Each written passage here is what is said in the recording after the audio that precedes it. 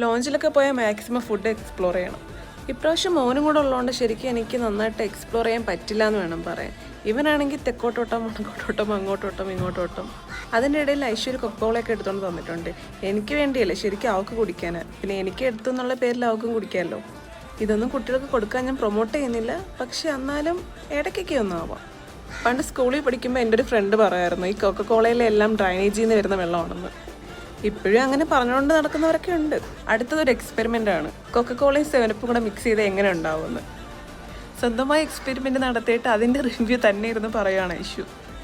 എല്ലാം കഴിഞ്ഞ ശേഷം ഐഷുമായിട്ട് വാഷ്റൂമിലോട്ട് പോയി. ഇൻ്റർനാഷണൽ എയർപോർട്ടിലെ വാഷ്റൂമിൽ പോയാൽ ഒരു സെൽഫി മസ്റ്റ് അല്ലേ, അത് മിറർ സെൽഫി. ഞാൻ ആദ്യമായിട്ടാണ് ഒരു ട്രാവലിംഗ് വ്ളോഗൊക്കെ ഇടുന്നത്. അതിൻ്റെ ഒരു ബുദ്ധിമുട്ട് എനിക്കുണ്ട്. ഞാൻ ഈ വോയിസ് ഓവർ കൊടുക്കുമ്പോൾ തന്നെ കുറച്ച് കാക്കയുടെയും കോഴിയുടെയൊക്കെ സൗണ്ട് കേൾക്കും. എല്ലാം കഴിഞ്ഞ് തിരിച്ചു വന്നപ്പോൾ മോനൊരു പ്ലേസ് കണ്ടുപിടിച്ച് അവൻ അതിൽ കിടന്നുറക്കമായി. ചെറിയ കുറുമ്പൊന്നും അല്ല.